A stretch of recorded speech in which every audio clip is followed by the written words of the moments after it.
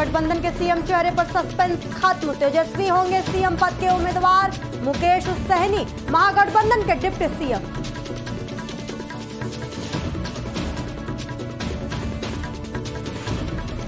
पूर्व उपराष्ट्रपति स्वर्गीय भैरव सिंह शेखावत की जयंती, राजस्थान के सीएम ने दी पुष्पांजलि, बोले उन्होंने राष्ट्र को किया मजबूत।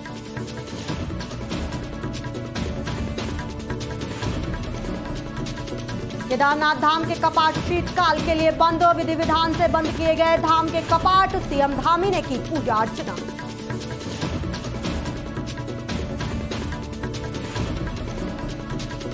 विधानसभा चुनाव करीब, बयानबाजी तेज, महागठबंधन पर चिराग पासवान का निशाना, बोले ये गठबंधन धर्म का पालन नहीं करते।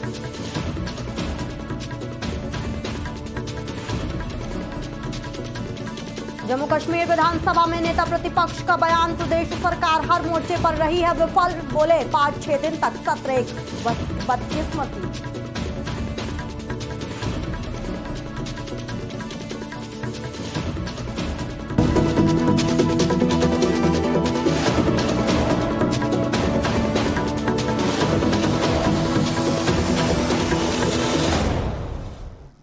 नमस्कार, आज की खबर देख रहे हैं आप। मैं हूं आपके साथ यशस्वी पाठक। आइए दिखाते हैं आपको देश की तमाम अहम खबरें। बिहार चुनाव से पहले महागठबंधन की बड़ी और अहम प्रेस कॉन्फ्रेंस आज हुई, जिसमें तेजस्वी यादव को महागठबंधन का सीएम फेस घोषित किया गया और वीआईपी प्रमुख मुकेश सहनी को उप मुख्यमंत्री का चेहरा बताया गया। सीएम पद के लिए नाम के ऐलान के बाद तेजस्वी ने कहा कि हम एक नया बिहार बनाने का काम करेंगे, जिसमें तेजस्वी की परछाई भी अगर गलत काम करेगी तो उसको भी सजा मिलेगी। कांग्रेस नेता अशोक गहलोत ने कहा कि हम सभी ने तय किया है कि मुख्यमंत्री के लिए तेजस्वी यादव का ही चेहरा होगा। इसके अलावा बिहार कांग्रेस अध्यक्ष राजेश राम ने कहा कि हमने जनहित के मुद्दों पर लगभग 17 महीने गठबंधन को मजबूत किया है। वहीं डिप्टी सीएम का चेहरा बनाए गए मुकेश सहनी ने कहा कि हमने संकल्प लिया है कि जब तक भाजपा को तोड़ेंगे नहीं तब तक छोड़ेंगे नहीं।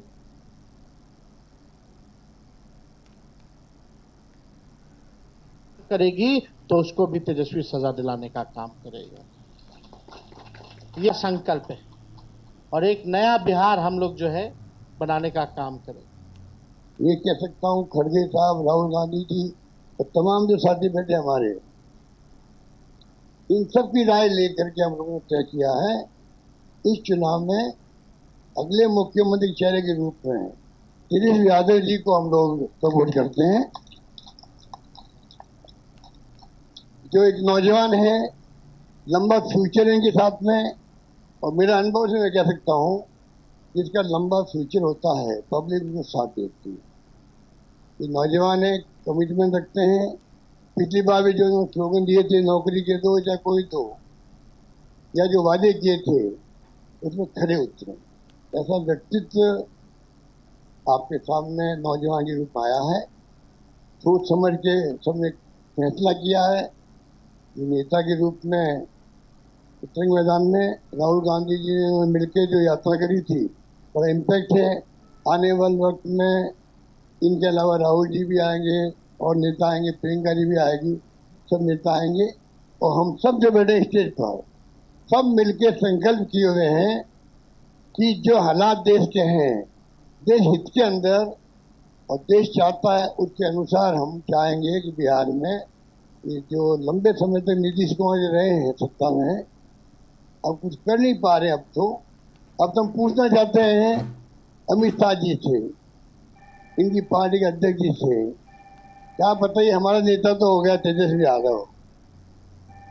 आज ये समय बेसब्री से 3.5 साल से मैं इंतजार कर रहा था, वो घड़ी आ चुकी है। सिर्फ वीआईपी पार्टी नहीं, मुकेश सहनी नहीं, लाखों कार्यकर्ता वीआईपी का आज मजबूती से इस समय का इंतजार कर रहे थे कि भाजपा ने जिस तरीके से हमारे पार्टी को तोड़ा, हमारे विधायक को खरीदा और एक गलती पिछड़ा मल्लाह का बेटा को रोड पे ला दिया, उस समय से लगातार पूरे बिहार में हाथ में गंगा जल लेके संकल्प पूरे बिहार में हमने किया था कि भाजपा को जब तक हम तोड़ेंगे नहीं तब तक छोड़ेंगे नहीं। शुक्रिया मनोज जी। सभी पत्रकार मित्रों को मेरा नमस्कार।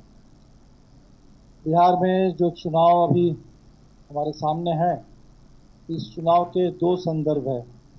एक तो बिहार का अपना संदर्भ है। 2020 में कोरोना काल में जब चुनाव हुआ और जब हमारे एनडीए सरकार को लग रहा था कि बिहार में कोई विपक्षी नहीं है, उस समय बिहार ने एक मजबूत विकल्प खड़ा कर दिया और कुछ सीटों के चलते, कुछ चंद हजार वोटों के चलते हम लोग सरकार नहीं बना पाए थे।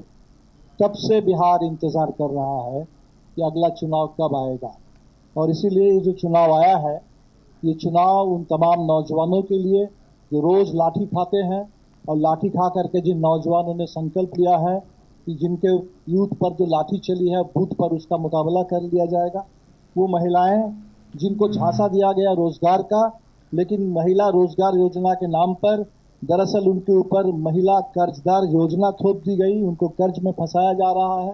बिहार के वो सारे किसान जिनकी ज़मीन बिना मुआवजा अधिग्रहण कर लिया जा रहा है, बिहार के वो सारे गरीब जिनके पास आज भी ना मकान है, ना उनके बच्चों के लिए स्कूल है, ये जो बिहार का बदलाव की गहरी आकांक्षा है, इसको पूरा करने के लिए चुनाव है। और मेरा मानना है कि जिस तरह ये इंडिया गठबंधन के मजबूती का नींव उसी दिन रखा गया था और वो धरातल पर उसी दिन आया जिस दिन सम्मानित न्याय योद्धा राहुल गांधी जी ने वोटर अधिकार यात्रा के तहत इंडिया गठबंधन के तमाम साथियों को लेकर लगभग 17 महीने गठबंधन को मजबूती के लिए और जनहित के मुद्दों को लेकर के, खास करके SIR के मुद्दे को लेकर के जो एकजुटता के फाउंडेशन रखा था, आज वो दिन जो है सपने के साकार करने वाला दिन होगा और इंडिया गठबंधन ये आपके बीच पूरी ताकत आपके बीच दिखेगा। बिहार विधानसभा चुनाव करीब आते ही आरोप प्रत्यारोप की राजनीति भी तेज हो गई है। विरोधी दल एक दूसरे पर निशाना साधने का कोई मौका नहीं छोड़ रहे। अब चिराग पासवान ने महागठबंधन की प्रेस कॉन्फ्रेंस पर हमला कर दिया है। उन्होंने कहा कि आज इन लोगों की पहली प्रेस वार्ता हो रही है जिसमें ये शायद बताएंगे कि इन्होंने चीजों को सुधारने का प्रयास किया है। आज की प्रेस वार्ता में ही देख लीजिए, सिर्फ एक ही नेता का चेहरा दिखाई दे रहा है। ये गठबंधन धर्म का, मर्यादा का पालन करना नहीं जानते। और क्या कुछ कहा चिराग ने, आइए सुनाते हैं आपको। लगातार निरंतरता में हम लोग प्रचार में लगे हुए। जिस दिन से पहले चरण का नामांकन समाप्त हुआ है, हम लोग उसी दिन से ही हम लोग प्रचार कर रहे हैं। आज हालत यह है कि हम लोग का प्रचार करते करते गला। रुक करते हैं अब राजस्थान की तरफ, जहां राजस्थान के मुख्यमंत्री भुजनलाल शर्मा ने आज पूर्व उपराष्ट्रपति स्वर्गीय भैरों सिंह शेखावत को उनकी जयंती पर पुष्पांजलि अर्पित की। इस मौके पर उन्होंने कहा कि जनसंघ से लेकर भाजपा तक जिस तरह भैरों सिंह शेखावत ने राष्ट्रवाद की भावना को लेकर आंदोलन चलाया था वो सराहनीय है। सीएम भुजनलाल ने कहा कि वो आज़ादी के बाद राष्ट्र को मजबूत करने वाली पीढ़ी के लोग थे, उनसे बहुत कुछ सीखने को मिलता है। उन्होंने राजस्थान और देश को दिशा देने का काम किया। और क्या कुछ कहा सीएम ने, आइए दिखाते हैं आपको। श्रद्धेय माननीय भैरों सिंह शेखावत जी की जन्म जयंती है और आप सभी जानते हैं कि जनसंघ से लेकर के भारतीय जनता पार्टी जिस तरह से माननीय भैरों सिंह शेखावत जी ने जो इस विचार को लेकर के, एक राष्ट्रवाद की भावना को लेकर के जो उन्होंने एक आंदोलन चलाया था और एक राजनीतिक दृष्टि से अगर हम कहें तो वो उस पीढ़ी के लोग थे। आज़ादी के बाद इस राष्ट्र को किस तरह से मजबूत हो, गरीब कैसे आगे बढ़े, हर व्यक्ति को समानता का भाव कैसे मिले। माननीय भैरों सिंह जी शेखावत साहब ने अंत्योदय की जो परिभाषा राजस्थान से लेकर के पूरे देश के अंदर देने का काम किया। चलिए रुक करते हैं अब उत्तराखंड की तरफ, जहां उत्तराखंड के मुख्यमंत्री पुष्कर सिंह धामी आज भाई दूज के अवसर पर शीतकाल के लिए केदारनाथ धाम के कपाट बंद होने से पहले पूजा अर्चना और अनुष्ठान के लिए केदारनाथ मंदिर पहुंचे। सीएम धामी की पूजा अर्चना के बाद विधि विधान से केदारनाथ धाम के कपाट बंद कर दिए गए। इस दौरान सीएम धामी ने कहा कि इस साल रिकॉर्ड श्रद्धालुओं ने बाबा केदार के दर्शन किए हैं। उन्होंने बताया कि इस साल 17,05,000 से ज्यादा श्रद्धालु बाबा के दर्शन के लिए पहुंचे हैं। इसके अलावा चारों धाम में लगभग 50 लाख श्रद्धालु दर्शन कर चुके हैं। बता दें कि भगवान बद्री विशाल की यात्रा लगभग 1 महीने और चलेगी। तीर्थयात्रियों ने, श्रद्धालुओं ने बाबा के दर्शन किए हैं, जबकि 3 महीने का कालखंड ऐसा रहा है कि पूरी तरह से आपदा रही है, बारिश रही है, भारी बारिश, लैंडस्लाइड हुआ, लेकिन बाबा की कृपा से 17.5 लाख से अधिक तीर्थयात्री बाबा के दर्शन करने आए हैं। और मैं चारों धामों की बात करूं तो बड़ी आपदा के बाद भी इस बार रिकॉर्ड संख्या में श्रद्धालुओं ने दर्शन किए हैं और 50 लाख श्रद्धालु अभी तक दर्शन कर चुके हैं। अभी भगवान बद्री विशाल की यात्रा लगभग 1 माह तक आगे चलेगी और हमारा प्रयास होगा कि ये यात्रा भी भगवान बद्री विशाल की कृपा से, बाबा केदार की कृपा से अच्छे प्रकार से संपन्न हो, सभी की यात्रा अच्छी हो, सरल हो, सुगम हो। और ये स्थल जो आप देख रहे हैं 2013 की आपदा में बहुत बुरी तरह से ये क्षतिग्रस्त हो गया था, काफ़ी नुकसान इस परिसर का हो गया था, आसपास के क्षेत्रों का हो गया था। हमारे प्रधानमंत्री आदरणीय नरेंद्र मोदी जी के नेतृत्व में, उनके मार्गदर्शन में यहाँ पर नवनिर्माण और पुनर्निर्माण का कार्य चल रहा है। चूँकि 6 माह अत्यंत यहाँ कठिन होते हैं काम करना, लेकिन उसके बावजूद भी नवनिर्माण पुनर्निर्माण का कार्य यहाँ पर तेजी से चल रहा है। भव्य केदार, दिव्य केदार एक नया स्वरूप यहाँ पर लेता जा रहा है। हमारा प्रयास है कि आने वाले अगले साल तक 1 वर्ष के भीतर सभी निर्माण कार्य पूरे हो जाएं और जो हमारा यहाँ का निर्माण कार्य होना है उसका सारा प्लान पहले से ही तैयार है। आदरणीय प्रधानमंत्री जी समय समय पर इसकी स्वयं भी समीक्षा करते हैं और भगवान बद्री विशाल के प्रांगण का जो नवनिर्माण और मास्टर प्लान है उस पर भी हमारी तेजी से काम चल रहा है। जम्मू कश्मीर विधानसभा सत्र को लेकर जम्मू कश्मीर विधानसभा में नेता प्रतिपक्ष और भाजपा नेता सुनील शर्मा का बयान सामने आया है। उन्होंने कहा कि बदकिस्मती है कि सरकार ने सिर्फ 5 से 6 दिन का सत्र रखा है। जनता के बहुत सारे मुद्दे हैं जिन पर बात होनी जरूरी है। उन्होंने कहा कि लोग बिजली, पानी, सड़क, स्कूल के लिए तरस रहे हैं। सरकार हर मोर्चे पर विफल हो चुकी है। और क्या कुछ कहा उन्होंने, आइए दिखाते हैं आपको। देखिए, सेशन, ऑटम सेशन जो एक ट्रेडिशन है कश्मीर में होता है और वही सेशन आज यहाँ पे शुरू हो रहा है। बदकिस्मती यह है कि सरकार ने बड़ा ही लिमिटेड टाइम रखा है, 5-6 दिन का ये सेशन रखा है और आज चूंकि ओबिचुरी है और आज के दिन सिर्फ ओबिचुरी है, 6-7 लोग जो इस हाउस से वाबस्तगी रखते हैं उनकी डेथ हुई है, आज उन्हीं का कंडोलेंस है। लेकिन पब्लिक इश्यूज हमारे सामने बहुत हैं। लोग बिजली, पानी, सड़क, स्कूल के लिए तरस रहे हैं। सरकार हर मोर्चे पे विफल हो चुकी है, नाकामयाब हो चुकी है। उमर अब्दुल्ला साहब जिससे बहुत उम्मीदें थी, वो मीटिंग में आधा घंटा सिर्फ कॉफी बनाने में लगाते हैं, वो क्या काम करेंगे लोगों के लिए। इसलिए ये बदकिस्मती है, न सेशन में वो उन्होंने टाइम ज्यादा रखा, न ही ये लोगों के काम कर रहे हैं। इसलिए ये बहुत जरूरी है कि पब्लिक इश्यूज अपोजिशन उठाए और जिसके लिए हम तैयार हैं। राज्यसभा इलेक्शन में भारतीय जनता पार्टी पूरी आश्वस्त है, हम जीतेंगे और बड़े दमखम से जीतेंगे। छठ की पूजा के लिए काशी आने वाले यात्रियों को पूर्वोत्तर रेलवे भी सहूलियत देगा। जी हां, रेलवे स्टेशनों पर आश्रय स्थल और पैसेंजर होल्डिंग एरिया बनाए जा रहे हैं। साथ ही यहां सीसीटीवी से लोगों की निगरानी की जाएगी। छठ पूजा की व्यवस्था पर स्टेशन निदेशक कैंट जंक्शन ने बताया कि यात्रियों के लिए बाहर 5000 वर्ग फुट का होल्डिंग एरिया तैयार कराया गया है। मेडिकल टीम को भी अलर्ट पर रखा गया है। 122 सीसीटीवी कैमरे लगे हुए हैं। आरपीएफ सेंट्रल कंट्रोल रूम से 24 घंटे नजर रखते हैं। और क्या कुछ कहा उन्होंने, आइए जानकारी देते हैं आपको।